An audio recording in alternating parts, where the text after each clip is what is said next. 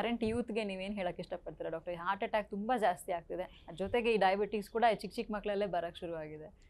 ಒಂದು life ಸ್ಟೈಲ್ನ correction ಮಾಡಬೇಕಾದ್ದು ತುಂಬ important. ಈಗ ನಾನು ಹೇಳಿದ್ದೆ ಇದನ್ನೇ, ಡಿಸೀಸ್ ಬಂದರೆ ಮಾಡುವ ವಿಚಾರಗಳಿಂದ ಹೆಚ್ಚು ಬರೋ ಮೊದಲೇ ನಾವು ಸರಿ ಮಾಡ್ಕೊಳ್ಬೇಕಾದ್ದು ಭಾಳ ಮುಖ್ಯ. ನಾವು ನಮ್ಮ ಬಾಡಿನ ವೀಕ್ ಮಾಡ್ಕೊಂಡಾಗಿದೆ ನಮ್ಮ ದೇಹ ಎಲ್ಲ. ಈಗ ಕೆಲವರು ಪ್ರತಿನಿತ್ಯ ಟ್ಯಾಬ್ಲೆಟ್ಸ್ ಒಂದು 5-6 ಟ್ಯಾಬ್ಲೆಟ್ ತಗೊಳ್ತಾ ಇರ್ತಾರೆ. ಯಾವುದು ಹೆಚ್ಚು ಡೈಜೆಷನ್ ಪವರ್ ಸ್ಟ್ರಾಂಗ್ ಆಗಲಿಕ್ಕೆ, ಮೆಡಿಸಿನ್ ಅಲ್ಲ ಅಂತ ಅವ್ರ ತಲೆಯಲ್ಲಿರ್ತದೆ, ಸಪ್ಲಿಮೆಂಟ್ ತಗೊಳ್ಳೋದು ಅಂತ. ಇನ್ನು ನಿದ್ರೆ ಚೆನ್ನಾಗಿ ಬರಲಿಕ್ಕೆ ಒಂದು ಸಪ್ಲಿಮೆಂಟು, ಆಮೇಲೆ ಹಸಿವೆ ಸರಿಯಾಗಿ ಆಗಲಿಕ್ಕೆ, ತಿಂದದ್ದು ಜೀರ್ಣ ಆಗಲಿಕ್ಕೆ ಇನ್ನೊಂದು ಸಪ್ಲಿಮೆಂಟು. ಈ ರೋಗ ಇರೋರಿಗಿಂತ ಜಾಸ್ತಿ ಅವರೇ ತಿಂತಾ ಇರ್ತಾರೆ. ಅದು ಮೆಡಿಸಿನೇ, ಅದು ಹೆಸರು ಸಪ್ಲಿಮೆಂಟ್ ಅಂತ ನಾವು ಲೇಬಲ್ ಹಾಕಿದ್ರು ಕೂಡ ಅಳಿಯಲ್ಲ ಮಗಳ ಗಂಡ ಅಷ್ಟೇ. ಅದು ಮೆಡಿಸಿನೇ. ಅದು ಫುಡ್ನ ಮೂಲಕ ನಾವು ಸ್ಟ್ರೆಂಥನ್ ಮಾಡ್ಕೊಳ್ಳೋ ಅದೆಲ್ಲ ಸರಿ ಮಾಡ್ಕೊಳ್ಬೇಕಾದ್ದು. ಆದರೆ ಅದರ ಬದಲು ಔಷಧದ ಮೂಲಕ ಸರಿ ಮಾಡೋದು ಅಂತಲ್ಲ, ಅದು ಔಷಧವೇ ಅದು. ಹಾಗಾಗಿ ಔಷಧ ಕಡಿಮೆ ಇದ್ದಷ್ಟು ತುಂಬ ಒಳ್ಳೆಯದು. ಔಷಧ ಇಲ್ಲದೆ ಹೇಗಿರಬೇಕಾದ್ದು ಅದು ನೋಡಬೇಕಾದ್ದು. ಈ ಫಿಸಿಕಲ್ ಆ್ಯಕ್ಟಿವಿಟಿ, ಈಗ ವ್ಯಾಯಾಮ, ಎಕ್ಸರ್ಸೈಸ್ ಇದೆಲ್ಲ ಕಡಿಮೆ ಮಾಡಿದ್ದೇವೆ ನಾವು. ಫಿಸಿಕಲ್ ಆ್ಯಕ್ಟಿವಿಟಿ ಮೊದಲಿಗಿಂತ ತುಂಬ ಕಡಿಮೆ ಆಗಿದೆ. ಈಗ ನೋಡಿ, ಸ್ಕ್ಯಾನಿಂಗ್, ಅಲ್ಟ್ರಾಸೌಂಡ್ ಸ್ಕ್ಯಾನಿಂಗ್ ಈಗ ಬಂದದ್ದಲ್ಲ, ಒಂದು 30-40 ವರ್ಷ ಆಯಿತು ಅಲ್ಟ್ರಾಸೌಂಡ್ ಸ್ಕ್ಯಾನ್ ಬಂದು. ಹಾಗಾದರೆ ಆ ಅಲ್ಟ್ರಾಸೌಂಡ್ ಸ್ಕ್ಯಾನ್ ಮಾಡುವಾಗ ಯಾಕೆ ಫ್ಯಾಟಿ ಲಿವರ್ ಅವತ್ತು ಇರಲಿಲ್ಲ? ಈಗ ಒಂದು 30 ವರ್ಷ ಹಿಂದಿನ ಜನ್ರೇಷನ್ನಲ್ಲಿ ಫ್ಯಾಟಿ ಲಿವರ್ ಯಾಕೆ ಅಷ್ಟು ಕಡಿಮೆ ಇತ್ತು? ತುಂಬ ರ್ಯಾರ್ಲಿ ಫ್ಯಾಟಿ ಲಿವರ್ ಅಂತ ಬರ್ತಾಯಿತ್ತು, ಭಾಳ ರ್ಯಾರ್ ಆಗಿ. ಒಂದು 200 ಜನ ಪೇಷಂಟ್ಸ್ಗೆ ನೋಡಿದರೆ ಒಬ್ಬರಲ್ಲಿ ಯಾರು ಫ್ಯಾಟಿ ಲಿವರ್ ಅಂತ ಬರ್ತಾಯಿತ್ತು. ಈಗ 35% ಅಡಲ್ಟ್ ಪಾಪ್ಯುಲೇಷನಿಗೆ ಫ್ಯಾಟಿ ಲಿವರ್ ಇದೆ ಅಂತ ವೈದ್ಯಕೀಯ ಅಂಕಿಅಂಶ ಹೇಳ್ತಾ ಇದೆ. 35% ಅಡಲ್ಟ್ ಪಾಪ್ಯುಲೇಷನ್ ಅಂದರೆ ನೋಡಿ, 3ರಲ್ಲಿ ಒಬ್ಬರಿಗೆ ಫ್ಯಾಟಿ ಲಿವರ್ ಇದೆ ಅಂತಾಯಿತು. ಮೊದಲು ಯಾಕಿರಲಿಲ್ಲ? ಅದು ಯಾಕಿರಲಿಲ್ಲ ಅಂತೇಳಿ, ಫ್ಯಾಟಿ ಲಿವರ್ ಅಂತೇಳಿ ಭಾಳ ಡಿಸೀಸ್ನ ಎಕ್ಸ್ಪ್ಲನೇಷನ್ಗೆ ಹೋಗೋದಕ್ಕಿಂತ ಭಾಳ ಸರಳವಾಗಿ ಹೇಳೋದಿದ್ದರೆ ಫಿಸಿಕಲ್ ಆ್ಯಕ್ಟಿವಿಟಿ ಕಡಿಮೆ ಆಗಿದೆ ಅಂತ. ನಮ್ಮ ಬಾಡಿಗೆ ಏನೆಲ್ಲ ಕೆಲಸ, ಹಿಂದಿನವ್ರು ಏನೆಲ್ಲ ಕೆಲಸ ಮಾಡ್ತಾಯಿದ್ರು, ಫಿಸಿಕಲ್ ಆ್ಯಕ್ಟಿವಿಟಿ ಇತ್ತು, ಅದೆಲ್ಲ ನಾವು ಕಡಿಮೆ ಮಾಡ್ಕೊಂಡಿದ್ದೇವೆ. ಎಲ್ಲದಕ್ಕೂ ಮೆಷಿನ್ ಬಂದಿದೆ, ಪ್ರತಿಯೊಂದಕ್ಕೂ ಕೂಡ. ಈಗ ಮೊದಲೆಲ್ಲ ಒಂದು ಮನೆಯಿಂದ, ಒಬ್ಬರು ಮನೆ ಒಂದು ಸಿಟಿಯಿಂದ ಒಂದು 4 ಕಿಲೋಮೀಟ್ರ್ ದೂರ ಇದ್ದರೆ 4 ಕಿಲೋಮೀಟ್ರ್ ನಡೆದೇ ಹೋಗಬೇಕಾಗಿತ್ತು. ಆ 4 ಕಿಲೋಮೀಟ್ರ್ ಹೋಗೋದು, ಅವರೊಂದು 10 ರೂಪಾಯಿ ಬ್ರೆಡ್ ತಗೊಳ್ಳೋದಿದ್ರು 4 ಕಿಲೋಮೀಟ್ರ್ ನಡಿಬೇಕಾಗಿತ್ತು ಹೋಗಿ ಬರಲಿ. ಈಗ ಆಗಲ್ಲ, ಈಗ ಎಲ್ಲದಕ್ಕೂ ವೆಹಿಕಲ್ ಇದೆ. ಅಡುಗೆ ಮಾಡಲಿಕ್ಕೂ ಎಲ್ಲದಕ್ಕೂ ರೋಬೋಟ್ಗಳು ಬಂತು. ಈಗ ಇನ್ನು ಸರ್ಜರಿ ಮಾಡಲಿಕ್ಕೆ, ಹಾರ್ಟ್ ಸರ್ಜರಿ ಮಾಡಲಿಕ್ಕೂ ರೋಬೋಟ್ ಬಂದಿದೆ. ಈಗೆಲ್ಲ ಸರ್ಜರಿಗಳು ಮಾಡಲಿಕ್ಕೆ ಕೂಡ. ಅಂದರೆ ಮನುಷ್ಯನ ಆ್ಯಕ್ಟಿವಿಟೀಸನ್ನು ಮೆಷಿನ್ಸ್ ರಿಪ್ಲೇಸ್ ಮಾಡ್ತಾ ಇದೆ. ಸೊ ಅದು ರಿಪ್ಲೇಸ್ ಮಾಡಿದ ತಕ್ಷಣ ಫಿಸಿಕಲ್ ಆ್ಯಕ್ಟಿವಿಟಿ, ಫಿಸಿಕಲ್ ಸ್ಟ್ರೈನ್ ಕಡಿಮೆ ಆಯಿತು, ಎಕ್ಸರ್ಷನ್ ಕಡಿಮೆ ಆಯಿತು. ಬಾಡಿಗೆ ಎಷ್ಟು ಬೇಕು ಎಕ್ಸರ್ಸೈಸ್ ಅಷ್ಟೇ ಬೇಕು. ಈಗ ಆನೆ ಮೊದಲಿದ್ದಷ್ಟೇ ಕಾಯಿಲೆ ಆನೆಗೆ ಇವತ್ತು ಇದೆ. ಮನುಷ್ಯರಿಗೆ ಯಾಕೆ ಕಾಯಿಲೆ ಜಾಸ್ತಿ ಆಯಿತು? ಈಗ ನೀವು ಇಷ್ಟೆಲ್ಲ ಮೆಡಿಕಲ್ ಅಡ್ವಾನ್ಸ್ಮೆಂಟ್ ಆದಮೇಲೆ ಕಾಯಿಲೆಗಳು ಕಡಿಮೆ ಆಗಬೇಕಾಗಿತ್ತಲ್ವಾ? ಕಾಯಿಲೆಗಳು ಯಾಕೆ ಜಾಸ್ತಿ ಆಯಿತು? ಹಿಂದೆ ಇದ್ದದಕ್ಕಿಂತ ಹಿಂದೆಲ್ಲ, ಈಗ ಒಂದು 30 ವರ್ಷಗಳ ಹಿಂದೆ ನಾನು ಸ್ಟಡಿ ಮಾಡೋ ಟೈಮ್ನಲ್ಲಿ ರುಮಟಾಯ್ಡ್ ಆರ್ಥರೈಟಿಸ್ ಅಂದರೆ 40 ವರ್ಷದ ಮೇಲಿನವರಿಗೆ ಬರೋದು ಹೀಗೆ ಇತ್ತು. ಮೆಡಿಕಲ್ ಬುಕ್ಸ್, ಟೆಕ್ಸ್ಟ್ ಬುಕ್ಗಳಲ್ಲಿ ಎಲ್ಲ ಎಕ್ಸ್ಪ್ಲನೇಷನ್ಗಳು 40 ವರ್ಷ ಕಳೆದ ಮೇಲೆ. ಈಗ ನಿಮಗೆ 20 ವರ್ಷದವರೆಗೂ ರುಮಟಾಯ್ಡ್ ಆರ್ಥರೈಟಿಸ್ ಇರ್ತದೆ. ಅದು ಅನ್ಕಾಮನ್ ಅಲ್ಲ, ಕಾಮನ್ ಆಗಿ ಅಂದರೆ ಅಲ್ಲಿ ಇಲ್ಲಿ ಎಲ್ರಿಗೂ ಕಾಣ್ತಾ ಇರ್ತೇವೆ ನಾವು. ಹಾಗಾದರೆ ಯಾಕೆ ಆ ಏಜ್ ಕಡಿಮೆ? ಡಯಾಬಿಟಿಸು, ಓಕೆ, ಲೈಫ್ ಸ್ಟೈಲ್ ಡಿಸಾರ್ಡ್ರು ಅದೊಂದು 50 ವರ್ಷ ಕಳೆದ ಮೇಲೆ ಬರ್ತದೆ. ಎಲ್ಲ ಆರಾಮಾಗಿದ್ದಾಗ, ಸುಖದಲ್ಲಿದ್ದಾಗ ಬರ್ತದೆ ಜಾಸ್ತಿ ಅಂತ ಇದ್ದದ್ದು. ಯಾಕೆ ಅದು ಈಗ 20 ವರ್ಷದಲ್ಲಿ 30 ವರ್ಷದಲ್ಲಿ ತುಂಬ ಬರ್ತಾ ಇದೆ?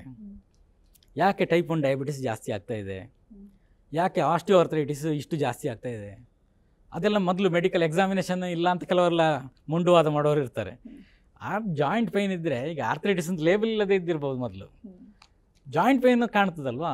ಅಂಥ ಜಾಯಿಂಟ್ ಪೈನ್ನವರೆಲ್ಲ ಎಷ್ಟು ಜನ ಇದ್ದರು ಅವರು ಹಿಂದೆ? ತುಂಬ ಕಡಿಮೆ ಇದ್ದದ್ದು. ಅಥವಾ ಈಗ ಬ್ಯಾಕ್ ಪೈನ್ ಹೋಗಿ ಸರ್ಜರಿ ಮಾಡಿಸ್ಕೊಳ್ತಾರೆ, ಲಂಬಾರು ಡಿಸ್ಕ್ ಬಲ್ಜಲ್ಲಾಗಿ ಯಾವುದೋ ಒಂದು ಎಲ್ಲೋ ಬಿದ್ದಿರ್ತಾರೆ, ಎದ್ದಾಗ ಈ ಬ್ಯಾಕ್ ಪೈನ್ ಸ್ಟಾರ್ಟ್ ಆಗಿರ್ತದೆ, ಮರುದಿವಸ ಹಾಸ್ಪಿಟ್ಲಲ್ಲಿ ಮಲಗಿರ್ತಾರೆ. ಹೀಗಿರೋ ಪರಿಸ್ಥಿತಿ ಯಾಕೆ ಬಂತು? ಯಾಕೆ ಜಾಸ್ತಿ ಆಗ್ತಾ ಇದೆ? ಹಾಗೆ ಹಿಂದೆ ಕೂಡ ಅಷ್ಟು ಸಿವಿಯರ್ ಇದ್ದರೆ ಮಾತ್ರ ಸರ್ಜರಿ ಮಾಡೋದಲ್ವಾ? ಅಷ್ಟು ಸಿವಿಯರ್ ಇದ್ದರೆ, ಈಗ ಲೈಫ್ನಲ್ಲಿ ಏನೋ ಮೈಲ್ಡ್ ಇದ್ದರೆ ಸರ್ಜರಿ ಯಾರು ಮಾಡಿಸ್ತಾರೆ? ಯಾಕೆ ಇವತ್ತಷ್ಟು ಸರ್ಜರಿ ಆಗ್ತಾ ಇದೆ? ಯಾಕೆ ಹಿಂದೆ ಸರ್ಜರಿ ಆಗ್ತಾ ಇರಲಿಲ್ಲ? ಯಾಕೆ ಸರ್ಜರಿ ಬೇಕಾಗಿರಲಿಲ್ಲ ಅಂತ? ಯಾಕೆ ಸರ್ಜರಿ ಬೇಕಾಗಿರಲಿಲ್ಲ? ಹೆಲ್ದಿಯಾಗಿದ್ದರು ಅಂತ. ಜನರಿಗೆ ಅಷ್ಟು ಬ್ಯಾಕ್ ಪೇನ್ನ ಪ್ರಾಬ್ಲಮ್ ಅಷ್ಟು ಇರಲಿಲ್ಲ ಮೊದಲು. ನಾವು ಒಪ್ಕೊಳ್ಬೇಕು ಅದನ್ನು, ಅದು ಸತ್ಯ. ಅದು ಹಾರ್ಟ್ ಅಟ್ಯಾಕ್ಸು ತುಂಬ ಕಡಿಮೆ ಇದ್ದದ್ದು. ಯಾಕೆ ಈಗ ಹಾರ್ಟ್ ಅಟ್ಯಾಕ್ಸು ಈಗ ಸಡನ್ ಜಾಸ್ತಿ ಆಯಿತು? ಕೆಲವರೆಲ್ಲ ಮುಂಡುವಾದ ಹೇಳ್ತಾರೆ, ಏನೇನೋ ವಾದಗಳೇನೋ, ಚಳಿ ಜಾಸ್ತಿ ಆಗಿದೆ ಈ ವರ್ಷ ಹಾಗಾಗಿ ಸಾಯ್ತಾ ಇದ್ದಾರೆ ಅಂತ. ಚಳಿ ಜಾಸ್ತಿ ಆಗಿರೋದಲ್ಲ, ಚಳಿ ತುಂಬ ಭಾರತಕ್ಕಿಂತ ಎಷ್ಟು ಹೆಚ್ಚು ಚಳಿ ಇರುವ ದೇಶಗಳು, ಎಷ್ಟೋ ಇಡೀ ವರ್ಷ ಚಳಿ ಇರುವಂಥ ದೇಶಗಳು ಇದೆ, ಅಲ್ಲೆಲ್ಲ ಹಾರ್ಟ್ ಅಟ್ಯಾಕ್ ಜಾಸ್ತಿ ಆಗೋದಿಲ್ಲ. ಸುಮ್ಮನೆ ನಾವು ಹಾಗಿರೋ ಆರ್ಗ್ಯುಮೆಂಟ್ ಮಾಡಬಾರ್ದು. ಆಮೇಲೆ ಬೇಸಿಗೆ ಬಂದಾಗಲೂ ಹಾರ್ಟ್ ಅಟ್ಯಾಕ್ ಆಗ್ತಾಯಿದೆ ಅಂತಂದಾಗ ಎಲ್ಲ ಸೈಲೆಂಟ್ ಆಗಿಬಿಟ್ರು. ಹಾಗಿದ್ದರೆ ನಾವೇ ಏನೋ ಅನಾಹುತ ಮಾಡ್ಕೊಂಡಿದ್ದೇವೆ, ಅದರಿಂದಾಗಿ ಇದೆಷ್ಟು ಜಾಸ್ತಿ ಆಗ್ತಾಯಿದೆ. ಹಾಗಾಗಿ ನಾವು ಯಾವಾಗಲೂ ನಮ್ಮ ದೇಹವನ್ನು ಸ್ಟ್ರಾಂಗ್ ಮಾಡ್ಕೊಳ್ಳಿಕ್ಕೆ ಪ್ರಯತ್ನ ಹಾಕಬೇಕು ಬಿಟ್ಟರೆ ಫಿಸಿಕಲ್ ಆ್ಯಕ್ಟಿವಿಟಿ ಜಾಸ್ತಿ ಮಾಡ್ಕೊಳ್ಬೇಕು. ಈಗ ನೀವು ಎಲ್ಲ ನಡೆಯೋದು ಕಡಿಮೆ ಮಾಡಿದಿರಿ, ಎಲ್ಲ ಮೆಷಿನ್ ಬಂತು, ಎಲ್ಲ ಆ್ಯಕ್ಟಿವಿಟೀಸ್ ಇದು ಮಾಡ್ತಿರಲ್ಲ, ತಕ್ಷಣ ಡಾಕ್ಟ್ರ್ ಹೋದ ತಕ್ಷಣ ಏನು ಹೇಳ್ತಾರೆ, ಸಪ್ರೇಟಾಗಿ ಮತ್ತೆ 5 ಕಿಲೋಮೀಟರ್ ನಡೀರಿ, ಸಪ್ರೇಟಾಗಿ ಇಷ್ಟು ನಡೀರಿ, ಇಷ್ಟು ಕೆಲಸ ಮಾಡಿ, ಇಷ್ಟು ಎಕ್ಸರ್ಸೈಸ್ ಮಾಡಿ. ಸೊ ಅದನ್ನು ತಪ್ಪಿಸ್ಕೊಂಡಿರ್ಲಿಕ್ಕೆ ಆಗೋದಿಲ್ಲ. ಯಾಕೆ, ಪ್ರಾಣಿಗಳೆಲ್ಲ ಹಾಗೇ ಇದ್ದಾವೆ, ಮೊದಲು ಹೇಗಿತ್ತು ಹಾಗೇ ಇದ್ದಾವೆ, ಹಾಗಾಗಿ ಅವು ಕಾಯಿಲೆ ಕೂಡ ಅಷ್ಟೇ ಇದೆ. ದನಗಳಿದೆ, ಮೊದಲಿದ್ದಷ್ಟೇ ಕಾಯಿಲೆಗಳು. ಎಕ್ಸ್ಟ್ರಾ ಕಾಯಿಲೆ ಬಂದಿದೆ ಯಾವುದು, ಮನುಷ್ಯರು ಕೊಟ್ಟ ಪ್ಲಾಸ್ಟಿಕ್ ತಿಂದು ಅದಕ್ಕೇನೋ ಪ್ರಾಬ್ಲಮ್ಮು, ಸರ್ಜರಿ. ಅದು ಬಿಟ್ಟರೆ ಅದರದ್ದೇ ಒರಿಜಿನಲ್ ಕಾಯಿಲೆಗಳೇನಿದೆ ಅದಷ್ಟೇ ಇದೆ, ಮೊದಲಿದ್ದದ್ದು ಅಷ್ಟೇ, ಈಗಲೂ ಅಷ್ಟೇ. ನಮಗೆ ಮನುಷ್ಯರಿಗೆ ಮಾತ್ರ ಕಾಯಿಲೆಗಳು ಜಾಸ್ತಿ ಆಗ್ತಾ ಇರೋದು. ಮತ್ತು ಮನುಷ್ಯರು ವೀಕ್ ಆಗ್ತಾ ಇರೋದು ಇನ್ನೊಂದೇ ಏನು ಎಕ್ಸಾಂಪಲ್ ಅಂತ ಹೇಳಿದರೆ, ಈಗ ಕೋವಿಡ್ ಬಂತಲ್ವಾ, ಇಷ್ಟು ಲಕ್ಷಗಟ್ಟಲೆ ಜನ ಸತ್ತರು, ಇಡೀ ಕೋಟಿಗಟ್ಟಲೆ ಜನ ಸತ್ತರು ಇಡೀ ವಿಶ್ವದಲ್ಲಿ. ಒಂದು ಪ್ರಾಣಿಗೂ ಬರಲಿಲ್ಲ ಅಲ್ವಾ ಅದು. ಓಕೆ, ಅದು ಬೇರೆ, ಅದು ಇಂಪ್ಯಾಕ್ಟ್ ಮಾಡೋದು ಬೇರೆ ರೀತಿಯಲ್ಲಿ. ಹಾಗಾದರೆ ಪ್ರಾಣಿಗಳನ್ನೇ ಇಂಪ್ಯಾಕ್ಟ್ ಮಾಡುವಂಥ ಮಹಾ ಕಾಯಿಲೆಗಳು ಬರ್ತಾ ಇಲ್ಲ ಅಲ್ವಾ. ಯಾಕೆ ಮನುಷ್ಯರನ್ನು ಮಾತ್ರ ಇಂಪ್ಯಾಕ್ಟ್ ಮಾಡೋ ಕಾಯಿಲೆಗಳಿಂಥ ಕಾಯಿಲೆಗಳು ಜಾಸ್ತಿ ಬರ್ತಾ ಇದೆ? ಯಾಕೆ ನಾವು ಅದನ್ನು ಥಿಂಕ್ ಮಾಡೋದಿಲ್ಲ? ಅದು ಅದರತನವನ್ನು ಮೇಂಟೈನ್ ಮಾಡಿದೆ ಅಂತ. ಮಂಗ ಮೊದಲು ಕೂಡ ಏನೋ ಮರದಲ್ಲಿರುವ ಹಣ್ಣು ಹಂಪಲು ಇದೇ ತಿಂತಾ ಇತ್ತು, ಈಗಲೂ ಅದನ್ನೇ ತಿಂತಾ ಇರೋದು. ನಾವು ನಮ್ಮ ಆಹಾರ ಬಿಟ್ಟು ಬೇರೆ ಯಾವುದೋ ಆಹಾರ ತಗೊಳ್ಳಿಕ್ಕೆ ಆರಂಭ ಮಾಡಿದ್ದೇವೆ. ನಮಗೆ ನಮ್ಮ ಜೀವಮಾನದಲ್ಲಿ ಕಂಡು ಕೇಳರಿಯದ ಪಿಜ್ಜಾ ಬರ್ಗರ್ ನಾವೀಗ ತಿನ್ನಲಿಕ್ಕೆ ಆರಂಭ ಮಾಡಿದ್ದೇವೆ. ಯಾರು ನಮ್ಮ ಅಜ್ಜ ಎಲ್ಲ ನೋಡೇ ಇರಲಿಲ್ಲ ಅದನ್ನು. ಅಲ್ಲಿ ಅಮೇರಿಕದವರು ಮೊದಲಿನ ನೋಡಿದ್ದಾರೆ, ಅವರು ತಿನ್ನಲಿ. ಇಟಲಿಯವರು ನೋಡಿದ್ದಾರೆ, ಅವರು ತಿನ್ನಲಿ. ಅದು ಅವರ ಆಹಾರ. ಅದು ಅವರ ಆಹಾರವನ್ನು ನಾವು ತಿನ್ನಲಿಕ್ಕೆ ಆರಂಭ ಯಾಕೆ ಮಾಡಬೇಕು? ವಿವೇಚನಾ ಶೂನ್ಯರಾಗುವುದು ಅಂತೇಳಿದರೆ ಹೀಗೆ. ಈಗ ಯಾವುದೋ ಕಿವಿ ಫ್ರೂಟ್ ಇರ್ತದೆ, ನ್ಯೂಜಿಲ್ಯಾಂಡ್ನಲ್ಲಿ ಡೆಂಗು ಇಲ್ವಾ, ನ್ಯೂಜಿಲ್ಯಾಂಡ್ನಲ್ಲಿ ಡೆಂಗಿಂದ ಡೆತ್ ಆಗಲಿಲ್ವಾ, ನೋಡೋದೇ ಇಲ್ಲ ಅದನ್ನು. ಕಿವಿ ಫ್ರೂಟು ಭಾರಿ ಒಳ್ಳೆಯದು ಡೆಂಗು ಇದ್ದರೆ ಅಂತ ಹೇಳ್ಕೊಂಡು ನಾವು ಅಲ್ಲಿಂದ ಇಂಪೋರ್ಟ್ ಮಾಡ್ಕೊಂಡು ಎಷ್ಟೋ ₹1000 kg ಕೊಟ್ಟು ಅದನ್ನು ತಿನ್ನೋದು. ಅಲ್ಲೂ ಸತ್ತಿದ್ದಾರೆ ಬೇಕಷ್ಟು ಜನ.